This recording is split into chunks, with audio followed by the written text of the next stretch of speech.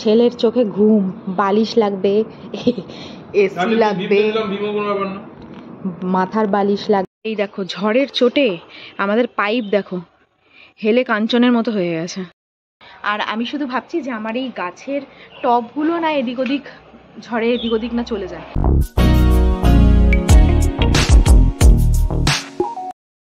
Good morning guys, welcome back to my channel to a new blog. আশা করি তোমরা সবাই খুব ভালো আছো। আজকে সকাল বাজে প্রায় 9:30। তো এখন থেকে ব্লগটা স্টার্ট করছি। আই হোপ কি তোমাদের এই ব্লগটা দেখতে ভীষণ ভালো লাগবে। সো চলো ব্লগটা স্টার্ট করা যাক।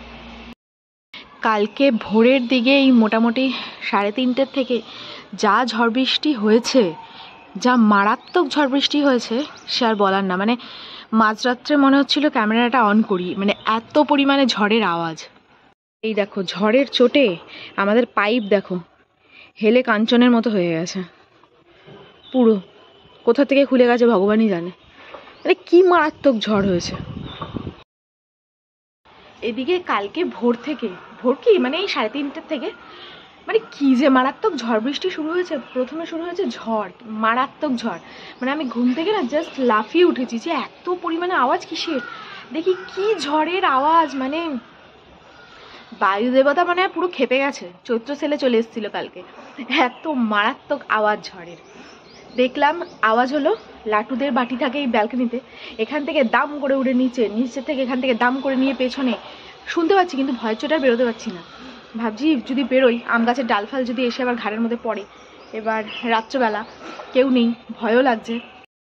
আর আমি শুধু ভাবছি যে আমার এই গাছের টবগুলো না এদিক ওদিক ঝড়ে এদিক ওদিক না চলে যায়, মানে এই চিন্তা করছি।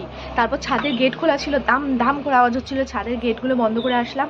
মানে কি যে মারাত্মক ঝড়। ভাবলাম একবার যে ক্যামেরাটা অন করি, আবার ভাবলাম না দরকার নেই, ক্যামেরা অন করলে তো আবার বাইরে আসতে হবে, তাহলে বাবা দরকারই নেই। তো যাই হোক, এইসব কাজকর্ম সব করতে করতে ছোটো তো ভয়ের চোটে বেরোচ্ছিলই না মানে ঘরের বাইরে। এইসব করতে করতে শুয়ে পড়েছি, কখন ঘুমিয়ে গেছি।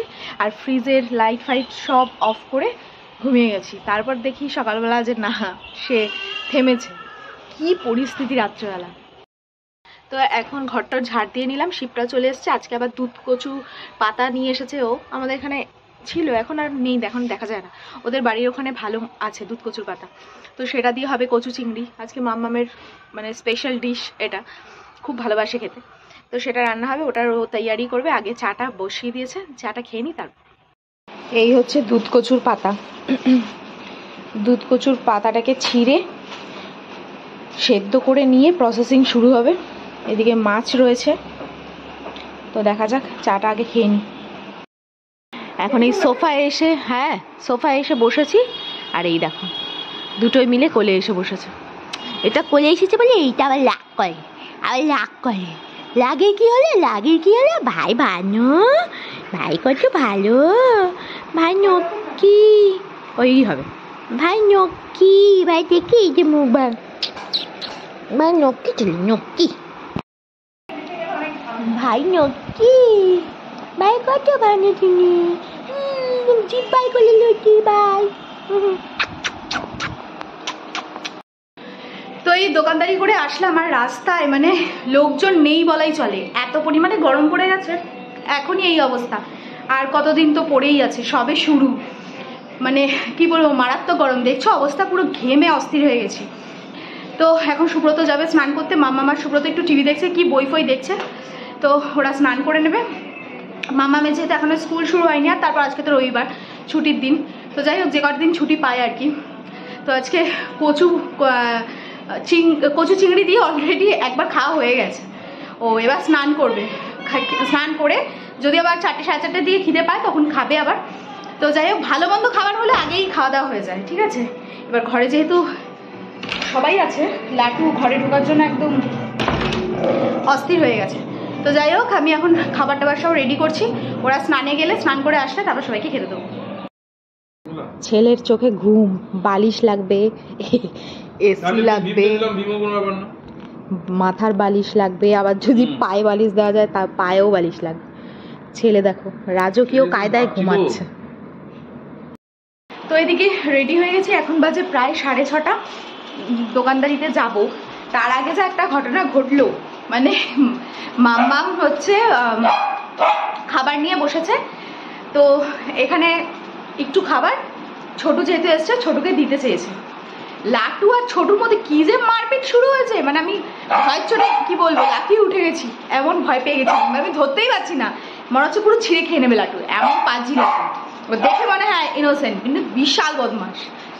আর ওদেরকে থামিয়ে টামিয়ে ছোটুকে গলায় ছিকল বেঁধে দিয়েছি। বৈদ্যপুর থেকে একজনের আসার কথা আছে আজকে বাড়িতে, আগের থেকেও বাধা থাক। তো এখন যাচ্ছি একটু দোকানদারি করে আসি। একটু বেরিয়েছি এদিক ওদিক ঘুরতে, তো ঘুরে টুরে যাবো বাড়ি। কিন্তু এখানে চতুর্দিকে প্রচুর জায়গায় কীর্তন হচ্ছে, এটা মনে হয় 12 দোলের কীর্তন বা যাই হোক এরকম কিছু একটা হবে, মানে প্রচুর জায়গায় হচ্ছে কীর্তনটা। আর আজকে এই কীর্তনের সব জায়গায় হচ্ছে রাস কীর্তন, বেশ ভালোই লাগছে শুনতে, কিন্তু মাইকের আওয়াজে না সেরকম একটা কিছু বোঝা যাচ্ছে। তো এদিকে বাড়িতে এসে আজকে ওটস নিয়ে এসেছি সাথে করে, নিয়ে এসে মানে কি বলতো, ভগবানও মনে হয় চায় না যে আমাদের মতন, আমাদের মিন্স আমার মতন পেটুক লোক ডায়েট করুক। বাড়িতে আজকে ওটস নিয়ে এসেছি, আজকে নিয়ে এসে দেখি কলা নেই। এবার ওটসটা আমি খাবো কি দিয়ে, মানে ওটসটা যদি ধরো একটু কলা দিয়ে মেখে, একটু ঠান্ডা জল দিয়ে মেখে বা ঠান্ডা দুধ দিয়ে মেখে খাওয়া যায় তাহলে বেশ ভালো লাগে খেতে, একটু টেস্টি টেস্টি হতে হবে। এবার এসে দেখছি কলাও নেই, মানে কি বলবো, মানে এবার ভাবছি যে ওটসের প্যাকেট তো নিয়ে এসেছি, বাট খাবো কি সেটাই এখন ডিসিশনটা নিতে পারছি না যে কি খাওয়া যায়। তো যাই হোক দেখি কি করা যায়, দেখি মাথা থেকে কি আইডিয়া বেরোয়। আর এদিকে ভাত গরম বসিয়ে দিয়েছি সুব্রত আর মেয়ের জন্য, ওদেরকে দিয়ে দেবো খেতে। আর তারপরে দেখি মাথা থেকে কি বেরোয়।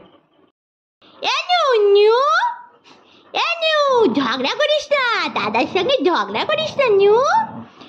ই বাবা খালি ঝগড়া করছে দাদার সাথে, কি ঝগড়ুটো হচ্ছে বাবা, বাবা কি ঝগড়ুটো হচ্ছে, সব খালি ঝগড়া করে, আমার নিয়েও খালি ঝগড়া করে, খালি ঝগড়া করে, খালি ঝগড়া করে, খালি ঝগড়া করে, খালি ঝগড়া করে, খালি ঝগড়া করে। এই যে সব এখন বসে বসে ঝামেলা পাকাচ্ছে, এই দুটো মিলে যা বদমাশি করছে, যা বদমাশি করছে, যা বদমাশি করছে। আর এই যে লাটু আজকে ছোটুকে যা মার দিয়েছে, ছোটু তো ভয়ে অস্থির, মুখটা দেখছো না, যত ইনোসেন্ট তত কিন্তু ইনোসেন্ট না, বহুত পাজি। দেখে মনে হচ্ছে ভোলা ভালা মাসুম বাচ্চা, মগর একদম না, ये बड़ा शैतान, তার সাথে এ আরেক শয়তান, এ আরেক শয়তান। এদিকে অবশেষে একটু ভাত বসিয়ে দিলাম, কারণ শুধু শুধু ওটস তো খেতে একদমই ভালো লাগবে না, ভাতটা হয়ে গেলে আমি আর মা দুজনেই ভাত খাবো। অবশেষে আর টাইমটা ওয়েস্ট না করে ভাতই বসিয়ে দিলাম, কারণ এদিকে মারও খাবার সেরকম কিছু নেই, সেরকম মানে কি ওই একই ব্যাপার, মানে একভাবেই মাখতো, মাও কিছুটা নিত আমিও কিছুটা খেতাম। তো যাই হোক ওরকম ওই ছাতা মাতা ভাবে তো খাওয়া যায় না। এই দেখো যেই কথা বলছি এই দেখুন সব চলে এসেছি।